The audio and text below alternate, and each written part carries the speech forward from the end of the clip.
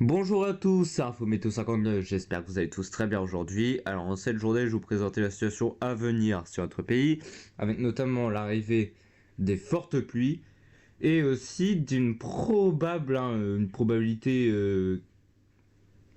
faible à modérée de tempête pour la fin de semaine, donc le jeudi 23. Et je vais vous montrer ça juste après. Donc là, on va commencer directement avec le modèle Arom pour les fortes pluies. Donc, comme vous le voyez, on a une perturbation qui va arriver dans la journée. Hein. Donc elle est déjà là en soi sur la Bretagne. Elle va se décaler ensuite sur les Pays de la Loire, Île-de-France, Hauts-de-France. Une autre salve un peu plus forte hein, quand même va se développer sur le sud-ouest jusqu'au nord-est. Et à l'avant, on a un épisode Cévenol hein, qui est en train de se faire, hein, on le voit bien, sur le Gard et l'Ardèche, avec de fortes pluies. Et ensuite, du coup, les pluies de la perturbation vont se décaler. Et au contact de la montagne, des Alpes, hein, les pluies vont se bloquer. Et du coup, on a des zones de pluie intenses. Bon, là, c'est vraiment du classique, hein, 80-90 mm. Donc, ouais, franchement, c'est classique. On a déjà vu des trucs comme ça, même si on a un risque d'inondation quand même. Hein, parce que là, ça fait longtemps qu'il n'a pas plu. Et là, demain, nous, on a un ciel de traîne hein, sur les Hauts-de-France, la Bretagne et la Normandie. Ce ciel de traîne qui sera assez actif car il va nous apporter de fortes rafales de vent. On aura des rafales qui pourraient aller jusqu'à 80 km/h sous les plus fortes averses. Sur les côtes, on pourrait atteindre de 90 km/h, voire même 100 km/h entre du coup les côtes de la Manche. Donc voilà. Concernant le modèle Arom. Donc ensuite, on va regarder le modèle WRF qui nous voit donc l'arrivée de la perturbation qui va se décaler sur les Hauts-de-France, la Normandie et tout le bazar. Ensuite, on a une autre salve hein, qui se développe sur le sud-ouest du pays, qui remonte sur le centre, qui va se décaler un peu plus vers l'est du pays, et là, ça va apporter de fortes précipitations quand ça arrivera sur l'est du pays, notamment sur les Alpes. Et peut-être aussi le retour de la neige. Ça faisait longtemps. Et donc là, je vais vous montrer les cumuls qui sont assez aberrantes hein, sur le modèle WRF. Il nous voit du 400 mm. C'est un peu trop quand même. Hein, et surtout sur une zone très localisée. Hein. C'est sur une zone très localisée, donc franchement, faut pas y croire. Hein. Faut pas y croire à ce truc-là, hein, franchement.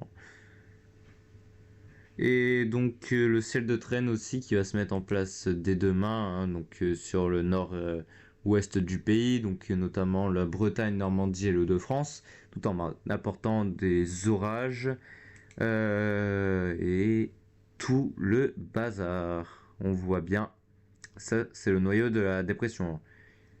Ça c'est le noyau de la dépression qui se décale. Et là, on voit bien aussi l'instabilité sur le sud-est du pays. Donc, on a aussi un risque d'orage hein, sur cette zone-là. Mais ce que je vais vous montrer, c'est aussi que le SRH, hein, il est assez énorme quand même. On a du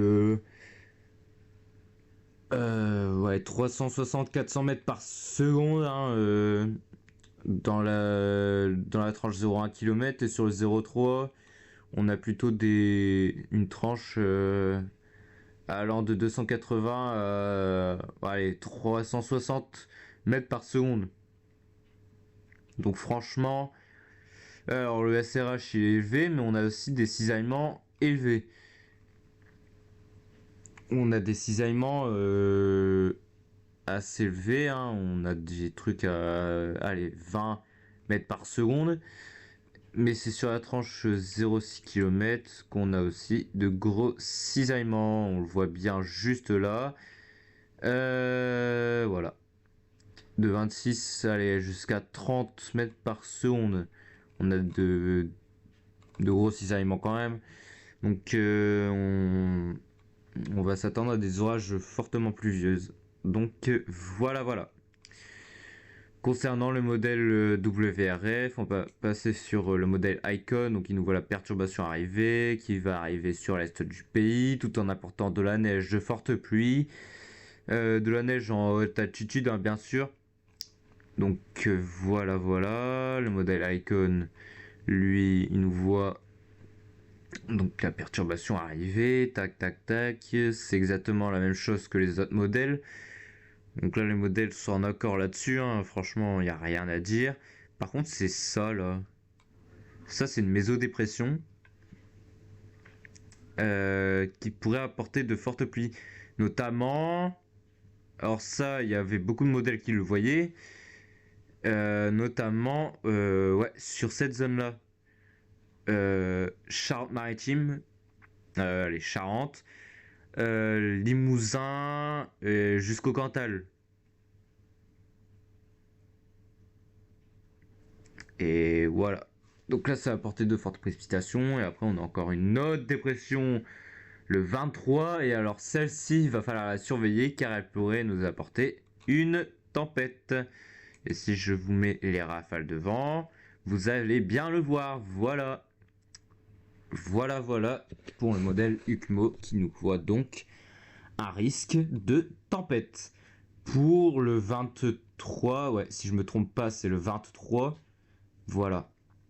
C'est le 23 dans la journée, on pourra avoir des rafales de vent pour aller jusqu'à 100 km/h dans les terres et jusqu'à 120, 130 sur les côtes. Ça, c'est les valeurs de tempête. Et puis ouais, c'est partout en France, hein, la moitié nord en tout cas, on dépasse souvent les 70 km/h. Donc ça c'est pour le modèle UCMO et il y a d'autres modèles qui voient aussi ce risque de tempête. Le modèle arpège, il nous voit ce risque de tempête pour le 23. On le voit bien là, c'est cette mésodépression, cette dépression hein, qui va porter ces forts coups de vent. Et tout ça, c'est lié à notre cher ami le jet stream qui est en son sud et assez fort.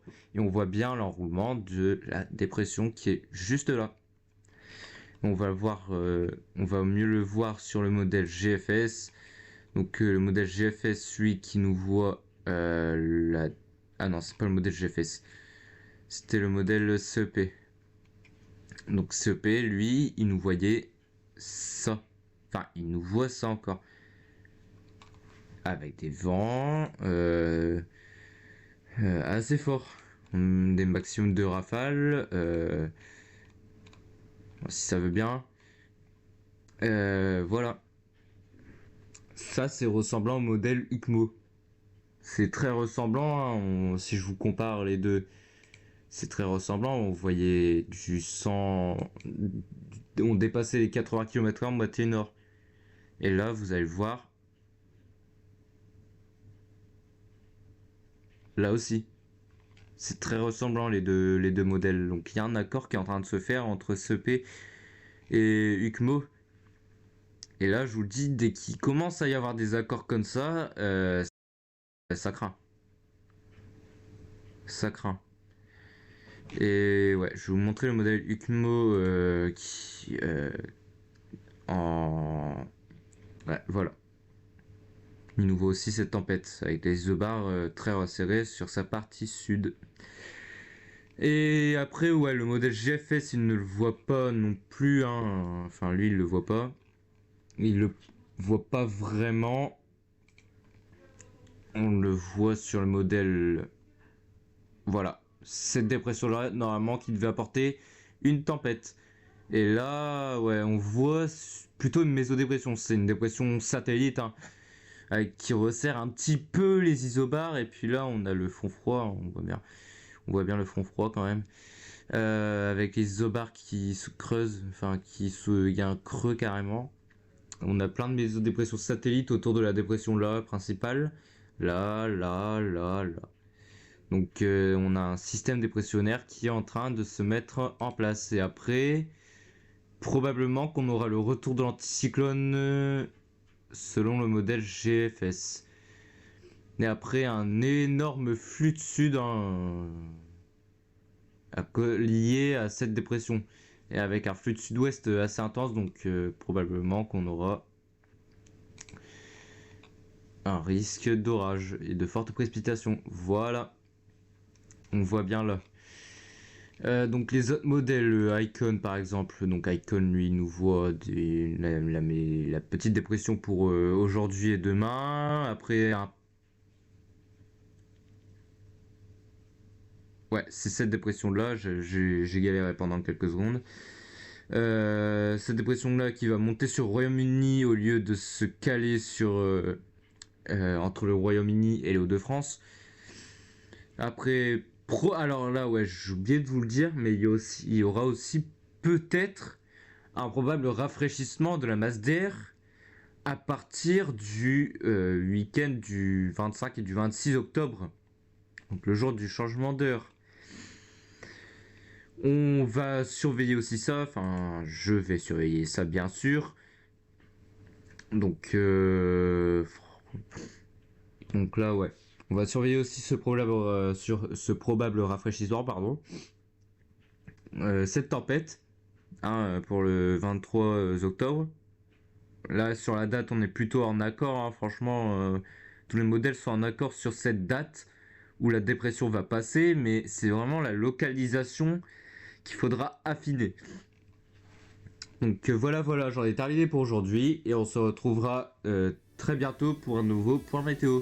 C'était Info Météo 59. Bye tout le monde.